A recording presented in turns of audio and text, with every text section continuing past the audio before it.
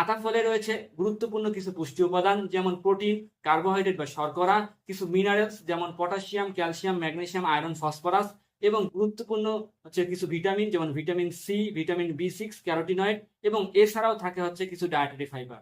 তো আমরা কি কি উপকার পেতে পারি? আমরা এই আতা ফল থেকে 8টি উপকার পেতে পারি।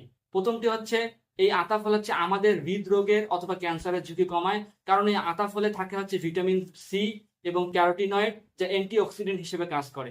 এছাড়াও এই আতা ফল হচ্ছে আপনার মুড ভালো রাখে, কারণ এই আতা ফলের মধ্যে থাকে ভিটামিন বি6 যেটা আপনার মুড ভালো রাখে এমন কিছু নিউরোট্রান্সমিটার সেরোটোনিন, ডোপামিন যার পরিমাণ বাড়াতে সহায়তা করে থাকে।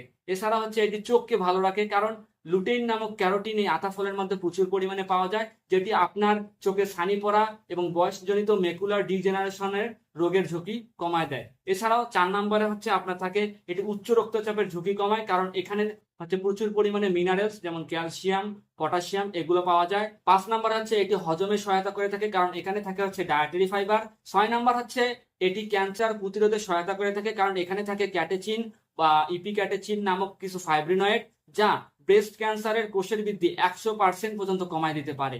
7 নাম্বার হচ্ছে এটি আপনার শরীরের বিভিন্ন জায়গার বা বিভিন্ন অর্গানের প্রদাহ বা ইনফ্লামেশন কমায়, কারণ এখানে থেকে কার্বনিক অ্যাসিড।